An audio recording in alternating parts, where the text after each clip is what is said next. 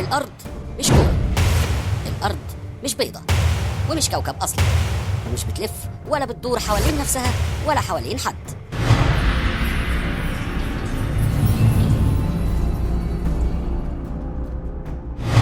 السماء مش فراغ، السماء مش فضاء، السماء مش غبار. القمر واحد بس، الشمس واحدة بس، ومش بعيدة زي ما انت فاهم ولا أكبر من الأرض، ولا هي مركز الكون اللي تعرفه وبتشوفه بعينيك. طبعا الكلام ده عكس كل اللي اتعلمناه في المدارس، عكس كل اللي بتقوله جميع وسائل الإعلام، عكس كل العلوم والمعارف والتطور والتكنولوجيا. لكن في نفس الوقت الكلام ده دين، وده اللي بتقوله كل الأديان السماوية. للأسف قدامك حاجة من اتنين مالهمش تالت، يا تبقى مجنون في نظر العالم كله وتقول عكس ما بيقولوا، يا تبقى زيهم بس كافر ومش مؤمن بوجود إله خالق للكون. طبعا مش جاي أضيع وقتك في كلام بيتقال من أيام الفراعنة لغاية دلوقتي من غير دليل. أنا لا جاي ألم ريتش ولا أركب ترند ولا عايز منك لايك ولا سبسكرايب للقناة ولا تفعل زر الجرس. أنا عملت الفيديو ده عشان في يوم من الأيام بعد نهاية الدنيا هنقف كلنا قدام ربنا وهقول له يا رب أنا لما عرفت الحقيقة بلغتها للناس بكل الطرق اللي أعرفها، وأنت الحكم بيني وبينهم. تعالى نتفق اتفاق جنتلمان، خلي كل اللي اتعلمته وكل اللي انت مؤمن بيه ايا كان دينك على جنب لدقايق وحكم عقلك. وراك يا يابا بتاعت الارض الكرويات تلف حول نفسها. تلف حول نفسها؟ اما سألت وانا وانت واقفين على الارض دلوقتي وهي بتلف، ادفع لكم 30 سنه عشان تبوظوا على الواد وتقولوا الارض بتلف يا جاموس ولابس بدله. الكلام اللي هتشوفه في الفيديو ده كلام خطير، وانت كبير كفايه انك تتعامل معاه بمسؤوليه وتفكر فيه بتجرد. ولو عندك الشجاعه الكافيه والضمير الحي والوعي اللازم، الفيديو ده هيخلي حياتك بعد ما تتفرج عليه غير ما كانت قبله. هتسمع وتشوف كلام قد يكون جديد عليك، هو اختصار لرحله طويله بين الحق والضلال، بين النور والجهل، بين الحقيقه والخداع، وانت ودماغك بقى. يلا بينا.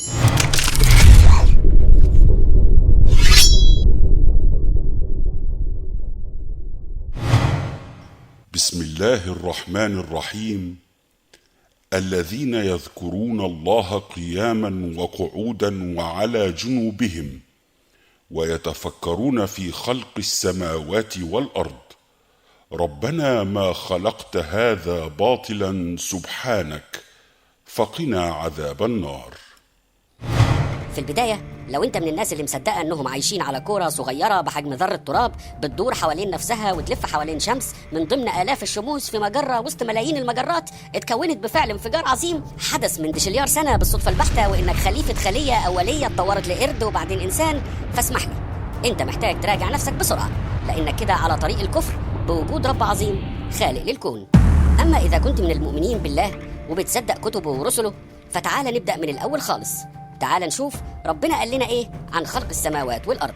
لو كنت يهودي أو مسيحي ففي العهد القديم: ثم أمر الله ليكن جلد يحجز بين مياه ومياه، فخلق الله الجلد وفرق بين المياه التي تحملها السحب والمياه التي تغمر الأرض، وهكذا كان. وسمى الله الجلد سماء، ثم جاء مساء أعقبه صباح، فكان اليوم الثاني. طبعا واضح جدا من الكلام ان السماء هي شيء مادي خلقه الله ليفصل بين الماء والماء، وليست فراغا او غبارا او فضاء، وده كان في اليوم الاول من الايام الستة لبدء الخليقة. اما لو كنت مسلم فالله يقول في كتابه: بسم الله الرحمن الرحيم. أولم يرى الذين كفروا أن السماوات والأرض كانتا رتقا ففتقناهما وجعلنا من الماء كل شيء حي. هذه ببساطة هي نقطة البداية، حيث كان الله ولا شيء معه. كانت السماوات والأرض جسما واحدا، ففصل الله بينهما ورفع السماء ووضع الأرض. لا انفجار إذن إن كنت من المؤمنين. هناك سماء خلقها الله وبناها، لا يوجد فيها فراغ، لا يوجد فضاء. تعالوا نشوف نيل أرمسترونج اللي ادعوا إنه أول أمريكي مشي على القمر، وهو بيرفض يحلف على كده، بل ويحتج على المراسل ويضربه ويستدعي له الشرطة لما أصر إنه يفضح الكذبة.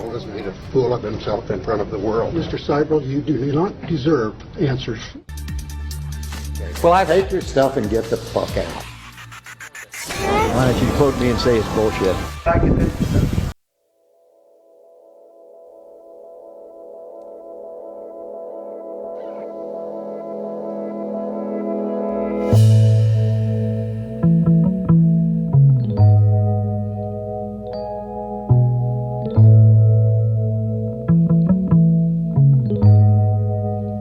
مع ذلك تجد وكالة ناسا من يصدق أكاذيبها حول الفضاء والمجرات والكواكب والصعود للقمر، بل والتصوير فوقه، رغم اعتراف المخرج بارت سيبريل اللي صور فيلم الصعود على القمر بتزييف المشاهد كليا وإنها مفبركة، وبعد تصريحه ده تعرض للاعتداء والتهديد بالقتل. وها هو الفيلم الذي يصور الرئيس الأمريكي بيكلم رواد الفضاء وهم على القمر وهو في مكتبه وبيكلمهم من التليفون الأرضي. لو سمحت محدش يضحك، ده حصل فعلا. And this certainly has to be the most historic telephone call ever made from the White House. I just can't tell you how proud we all are of what you have done.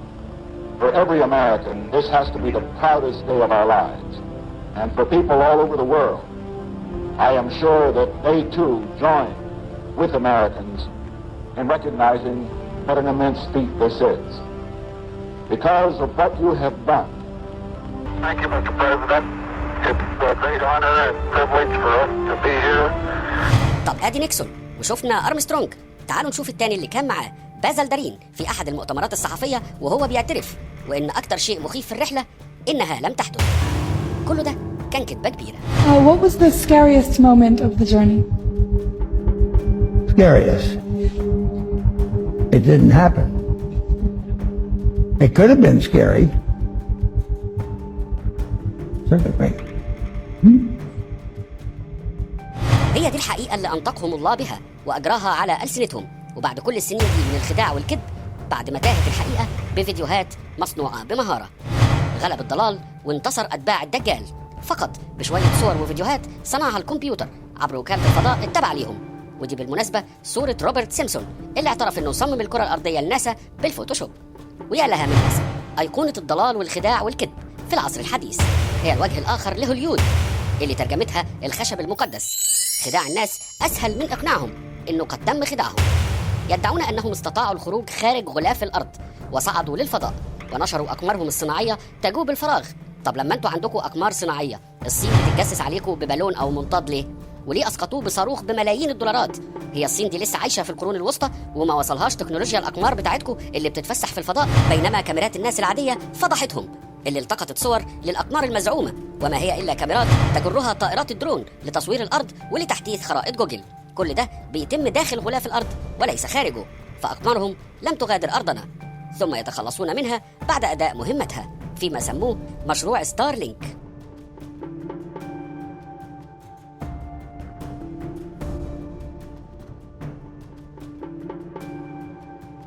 كل دي من أدوات الصراع للنصب على البشرية وتمهيد العالم لحكم الشيطان. كذبة ناسا وتستمر في الكذب. والله تعالى يقول: بسم الله الرحمن الرحيم. وهو الذي خلق الليل والنهار والشمس والقمر كل في فلك يسبحون. ويقول جل جلاله: وسخر لكم الشمس والقمر دائبين وسخر لكم الليل والنهار.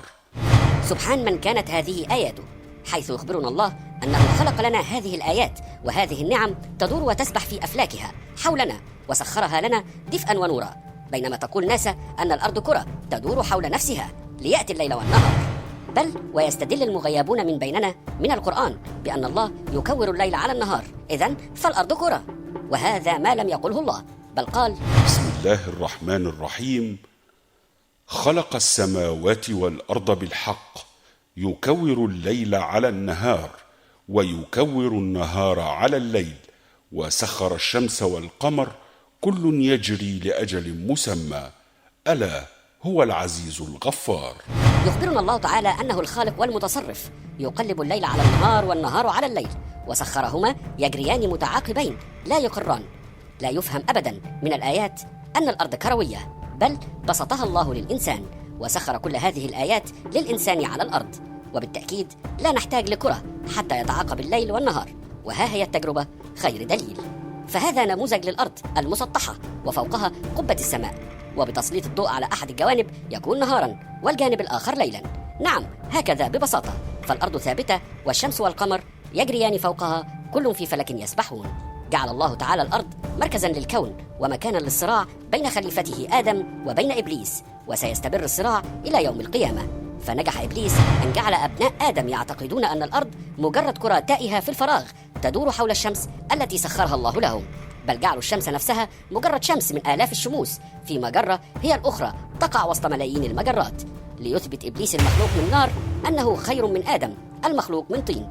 هكذا جعلوا الشمس مركزا والأرض تطوف حولها، في حين أن جميع الكتب السماوية لم تصف الأرض بأنها كوكب ولا مرة واحدة، بل تذكر أن الكواكب والنجوم زينة في السماء الدنيا تراها من مكانك وأنت واقف على الأرض الثابتة التي لا تتحرك، بينما تتحرك هي وتختلف أماكنها. يقول الله تعالى: بسم الله الرحمن الرحيم. إنا زينا السماء الدنيا بزينة الكواكب. هذه هي عظمة الأرض التي جعلها الله مستقرا ومقاما لنا، وجعل فوقها السماء سقفا محفوظا، وزين تلك السماء بالكواكب والنجوم والشهب. فيقول: بسم الله الرحمن الرحيم. ولقد زينا السماء الدنيا بمصابيح وجعلناها رجوما للشياطين. ويقول تعالى: بسم الله الرحمن الرحيم. أأنتم أشد خلقا أم السماء بناها؟ بل إنه سبحانه وتعالى قارن بين عظمة الجنة واتساعها وعظمة الأرض واتساعها عندما قال: بسم الله الرحمن الرحيم. وسارعوا إلى مغفرة من ربكم وجنة عرضها السماوات والأرض. فيشبه سبحانه الجنة التي هي نهاية المطاف ومنتهى المراد بأنها مثل السماوات والأرض، فأي اتساع هذا؟ بينما يزعمون أننا على كرة صغيرة عائمة في فضاء شاسع. يقول الله تعالى: بسم الله الرحمن الرحيم. أفلا ينظرون إلى الإبل كيف خلقت، وإلى السماء كيف رفعت، وإلى الجبال كيف نصبت، وإلى الأرض كيف سطحت. يخبرنا الله بصريح اللفظ ومفهومه أن الأرض مسطحة. يقول الله تعالى أن الأرض مبسوطة ومفروشة وممهدة ومستقرة وثابتة، وأنه هو الذي مدها وبسطها ودحاها. ويقول الناس أنها كرة طائشة تلف في فراغ لا نهائي، سينتهي بها الأمر إلى اصطدام كوكب أو نيزك بها، أو يبتلعها ثقب أسود وينتهي كل شيء. لا قيامة، لا حساب، لا جنة، لا نار، لا إله. ثم يأتي بعد ذلك من بني آدم من يعتقد أن التوحيد لا علاقة له بالسماوات والأرض. كيف توحدون الله ولا تصدقون كلامه؟ يقول الله أن السماء بناء وسقفا محفوظا يمسكه تعالى أن يقع فوق الأرض، فيقول: بسم الله الرحمن الرحيم. ويمسك السماء أن تقع على الأرض إلا بإذنه. ويقول الناس أن السماء لا وجود لها، أو أنها فراغا أو دخانا أو ترابا أو فضاء لا نهائي، فكيف يقع الفراغ على كرة تدور بداخله وتجري إلى ما لا نهاية؟ يقسم الله تعالى ويقول: بسم الله الرحمن الرحيم. والشمس وضحاها والقمر إذا تلاها. كل ذلك وما زلنا نصدق ناسا ونصدق خرافة الكرة الأرضية، يوهموننا أنه لولا دوران الأرض لما تعاقب الليل والنهار، وها هي التجربة تفضحهم. هذا نموذج للأرض المسطحة، والشمس والقمر يدوران فوقها في قبة السماء ويتعاقب الليل والنهار. أول ما يدرس الأطفال في المدارس دلائل كروية الأرض، فيحفظون ظهور أعالي السفن قبل أسافلها مع اختفائها في الأفق كلما ابتعدت في البحر. يستدلون على فريتهم باختفاء السفن كلما ابتعدت في الأفق دليلا على كروية الأرض وانحنائها. ثم تأتي الكاميرات الحديثة لتفضح زيف ادعائهم، وأنها لا تختفي بل تسير في خط مستقيم بامتداد البحر. بل وتفضحهم شهادات الطيارين الذين يطيرون فوق الأرض آلاف الأميال ويعرفون الحقيقة، حقيقة الأرض المسطحة، والتي لو كانت كروية لاضطروا إلى الانحناء لأسفل بطائراتهم وهم يطيرون بها حتى يواكبوا انحناءات تلك الكرة، وهو ما لا يحدث، ولكنهم لا يستطيعون البوح بما يعرفون خوفا على وظائفهم. I was reading a lot of stuff on the flat earth. Okay, yeah. True. That's true? Yeah. Okay, all right, cool. All right. God bless, brother. Did you notice any curvature while we were up there? Curvature? No. No? There's no curvature? It's just all flat. Casey, how are you, mate? Pleased to meet you guys. There's no way there's curvature. We're random flat, aren't we? We are, aren't we? Thank you. قبل 120 عام من الآن وقبل وجود ناسا لم يكن العالم يعرف شيئا عن الأرض الكروية. قبل أن تتمكن عائلة روتشايلد من العبث بمناهج التعليم على مستوى العالم وتثبيت قاعدة أن الأرض كروية تلف حول نفسها. تعالوا نستمع إلى هذه الشهادة قبل أن يعبثوا بنظم التعليم ويفرضون نظرياتهم الشيطانية. 102. So you were born in 1918. And we were just talking, and I asked you what shape the Earth is, and what did you say? What were you taught in school in elementary school? I was taught in school that the Earth was flat. Where did you go to school? Elementary school. I went to Spurglen School in Hamden, Connecticut. So how does it make you feel to realize that you were right as a kid? It makes me feel better. It does make you feel better, right? Oh, it makes me feel alive. Oh my God, that is so true. My whole life, I believe, what I was taught. And then when I discovered the flat Earth, I feel better about it. Because we are the center of creation. جميع الخرائط على مر العصور وعبر جميع الحضارات من مصرية فرعونية إلى يونانية إغريقية إلى رومانية غربية تشهد على أن الأرض مسطحة قبل ظهور صور ناسا المفبركة، ويحيط بها جدارا جليديا وهو المعروف حديثا باسم أنتاركتيكا. وهنا يجب الحديث عن معاهدة أنتاركتيكا والتي تم فرضها على العالم عبر الأمم المتحدة ووقعت عليها 54 دولة سنة 1959 ويستمر العمل بها حتى عام 2041. They went really tough with their implementation of the Antarctic Treaty and everything else, and just to keep people away from the truth. They didn't want people to know about more land. Haven't we been fighting over land forever? Isn't that what always happens? Countries fighting over land, but not on the outskirts of Antarctica. Oh, no. No fighting there. فيها يحظر على أي إنسان اختراق الجدار الجليدي حول القطب الجنوبي إلا بمعرفة شركات إرشاد سياحي تابعة لهم، ويحظر إجراء أي تجارب نووية أو استخلاص أي موارد طبيعية أو إنشاء أي قواعد عسكرية بعد خط عرض 60 درجة والمعروفة باسم القارة القطبية الجنوبية واعتبارها محمية طبيعية. كل ده لحماية شوية بطاريق سخيفة بنشوفها في عالم الحيوان. Was exploring Antarctica, and he found a passageway through, and he popped out into the ocean, was lost for about a month. Finally, they found land with a city, and they pulled up, and it was a very advanced, quite different civilization, and very friendly, and they stayed there, and he writes about all the experiences he had there. In the late 1800s, they were talking about... هنا تتضح خيوط المؤامرة، فأي إنسان يعبر هذا الجدار الجليدي سيدرك بما لا يدع مجالا للشك فساد نظرية الأرض الكروية. Will be a fucking international headline in about 5 minutes. Australian Navy ship shoots. Facing our way. Bad boys. Is it? The turret is turning our way. The turret's turning at us. Boy, we should hide Adrian in case they think we're talking.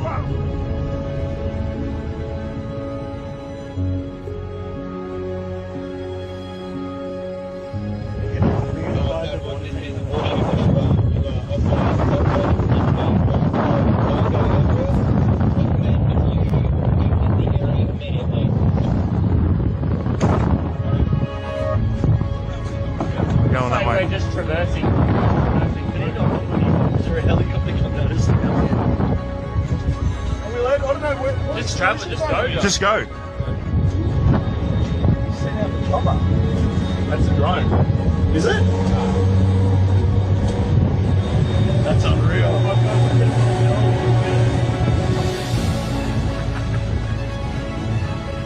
When people say, why the lie? One of the main answers is they're hiding more land. What if we can truly become الأرض المسطحة المبسوطة الممدودة لا حدود لها إلا في علم الله، وأن جميع الصور الملتقطة للأرض مما يسمى كذبا الفضاء ما هي إلا فبركات ناسا، وإليكم ما تسرب من كاميراتهم.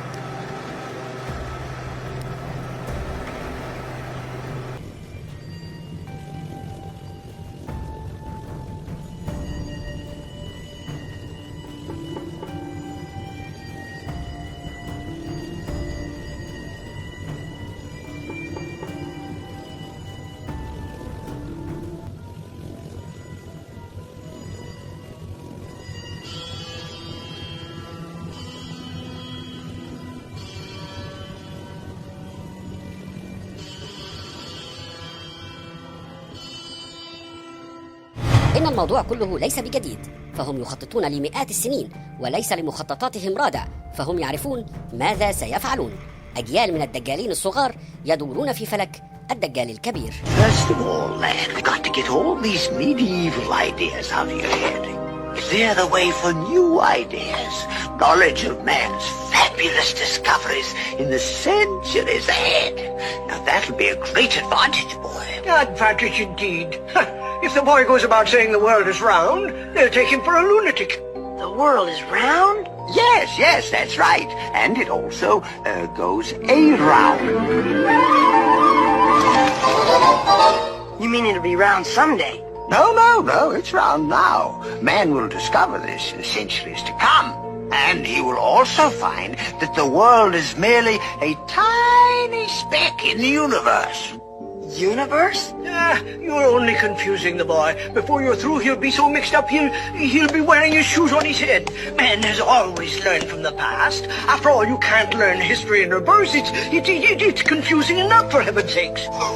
ما الذي يخفونه خلف الجدار الجليدي؟ هل هناك عوالم أخرى لا نعرفها؟ وهل نجحوا في الاتصال بنا؟ هل هم الفضائيون المتقدمون عنا؟ وهل عقدنا معهم معاهدات التعاون المخفية والسرية ولا يعلم عنها أحد شيئا إلا حكام العالم؟ هل فتحات جوف الأرض هي مجرد أنفاق لعالم آخر لا نعرفه؟ هل هناك سكان في هذه الأرض لا نعلم عنهم شيئا؟ هل يأجوج ومأجوج خلف الجدار؟ هل هناك عمالقة؟ هل هناك حضارات أكثر منا تطورا؟ وهل عاشوا معنا ثم تركونا؟ أنا بيتهيألي ما دام ما فيش أكسجين وما فيش جو يبقى ما فيش حياة. لا، ممكن يبقى في حياة على أساس منظومة أخرى من الأفعال الكيميائية. احنا لأن احنا عايشين في المنظومة الأكسجينية أكسدة واختزال إلى آخره، متصورين إن ما فيش غيرها. لا، ممكن. هل نستعد لسيناريو قادم كشفت عنه الأخبار الحالية عن الأجسام الغريبة الطائرة التي يسقطونها يوميا؟ وسأتقاسم مع الكونغرس هذه السياسة السرية حين يتم إنهاؤها، وستبقى سرية. إذن لا نعطي خارطة طريق للعدو حتى يعرف خططنا. طلبت من مستشار الأمن القومي أن يقود جهدا حكوميا للتأكد من أننا قادرين على التعامل بطريقة آمنة مع الأجسام في فضائنا. 8900 يظلون تحت الكتمان. 100 صفحة بس هي المسموح بها أنها تطلع للجمهور، كلها حاجات يعني انما 8900 صفحه فالحكومه تعرف ان دي حقيقه وانها معروفه. وانا اعتقد اللي اعلنته امريكا دلوقتي هو بدايه ان هم يبتدوا يصرحوا، بس حبه حبه عشان ما تبقاش صدمه. طلع تقرير في شهر يناير، التقرير ده طالع من وزاره الدفاع الامريكيه، من دائره الاستخبارات وجمع المعلومات بوزاره الدفاع الامريكيه، بتتكلم عن ادارات جديده تم استحداثها. ليه؟ علشان ترصد وتحقق في طبيعة رؤية اللي هم بيسموها اليو اف او سايتنجز، تشوف طبيعة الأجسام الطائرة.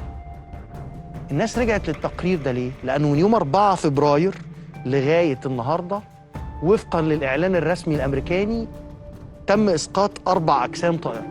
خديعة الغزو الفضائي كان معد إنها تبتدي من 21 ديسمبر، جدولها الزمني اتأخر، لكن ما عادش في وقت ان الناس تنكر، ما عادش في وقت ان الناس ما تصدقش، وده موضوع في غايه الاهميه، ليس للعلم بالشيء، لكن احنا عشان الموضوع ده احتمال نتعرض له وهيعتمد على عدم علم الناس بيه.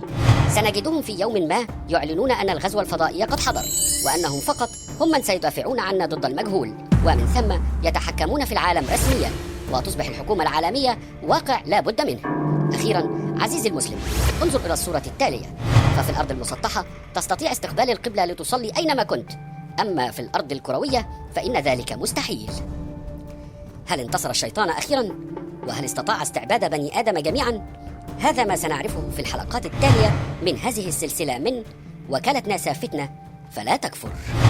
ربنا ما خلقت هذا باطلا سبحانك، فقنا عذاب النار.